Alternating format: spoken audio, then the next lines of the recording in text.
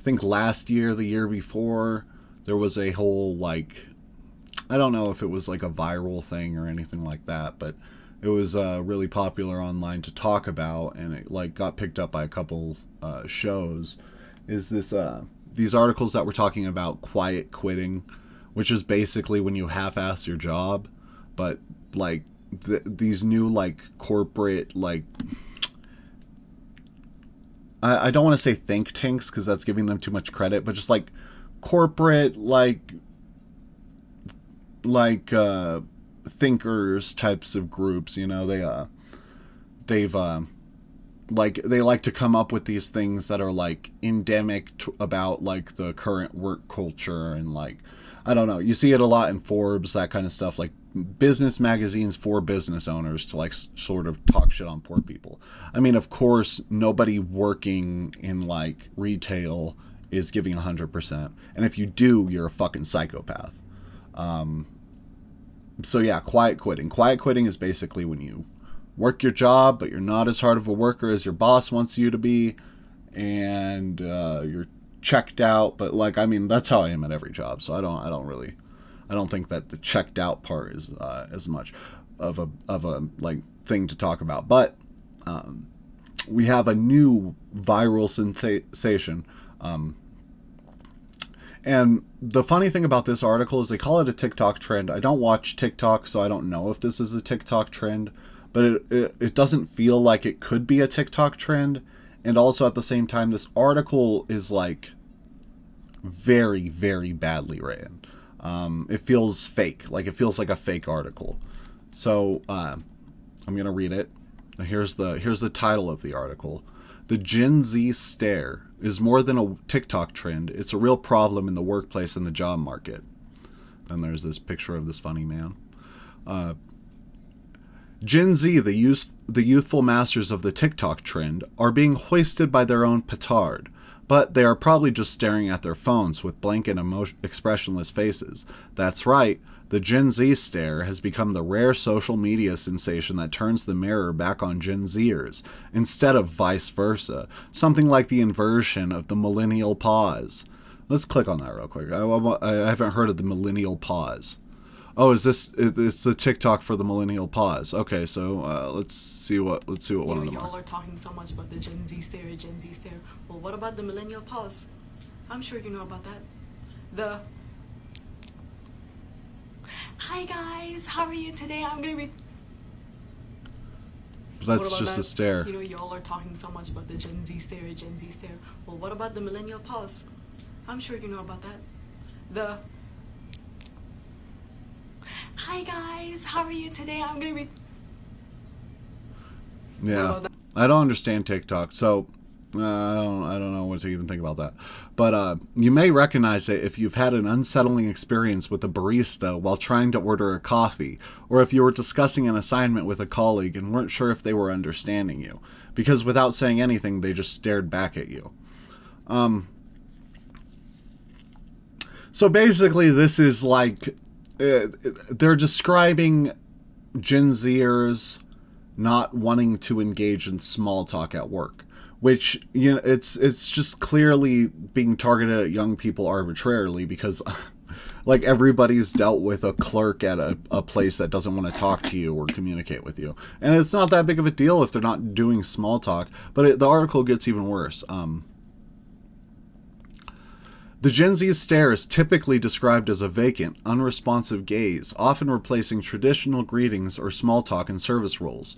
Millennials and older generations have taken to social media to share stories of being met with this stare by young workers, interpreting it as a sign of disengagement or a lack of soft skills. Gen Zers, in turn, argue that the stare is a reaction to awkward or nonsensical customer interactions, or simply a preference for authenticity over forced pleasantries.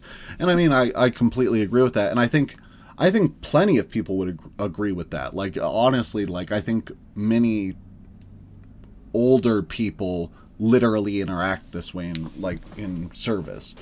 Maybe not their bosses, maybe not the older people who own businesses, but older customer facing like reps, they do the exact same thing. It's because retail jobs and working in the modern workplace is soul sucking.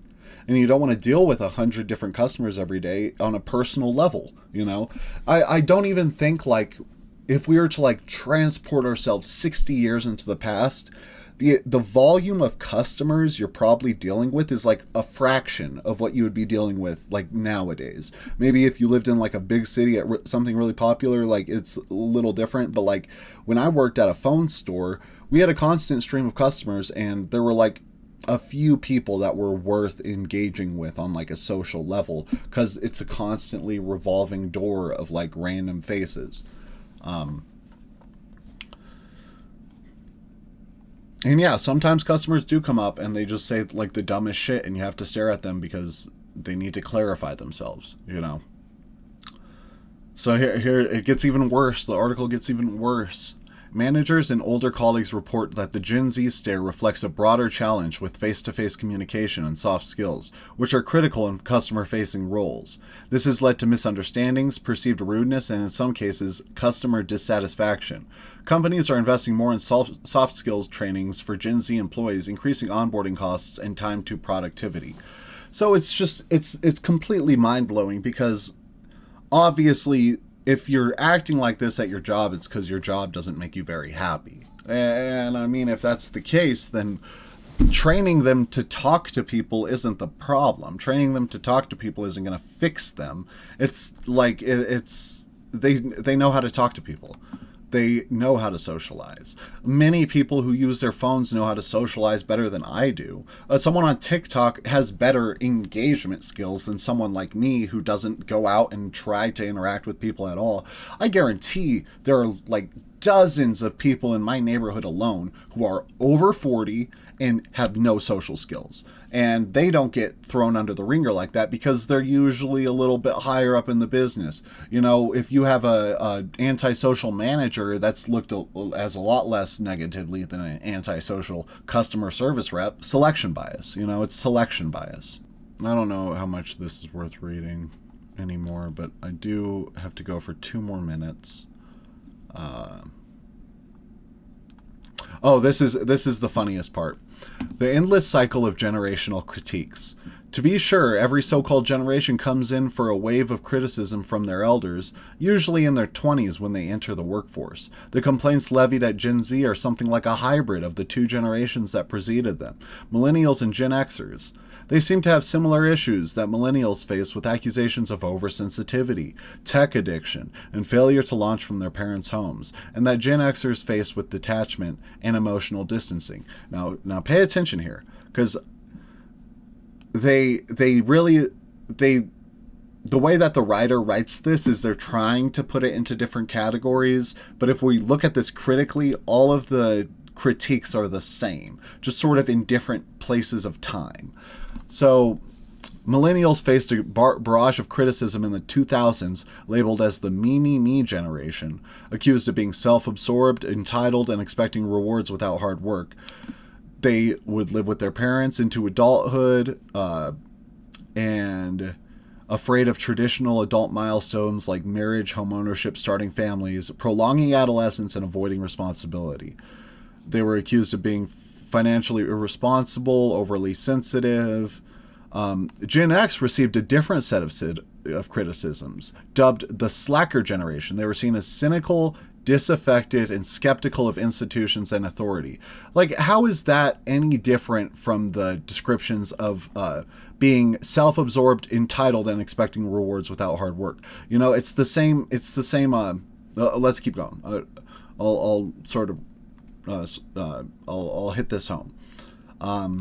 Portrayed as aimless, unmotivated, and reluctant to grow up or to take on adult responsibilities. See, that's a critique that's given to every single generation. They're all told that they're unwilling to grow up, and it's because before this whole like switch to like Gen X, Millennial, Gen Z, there was a culture of forcing children into the workplace.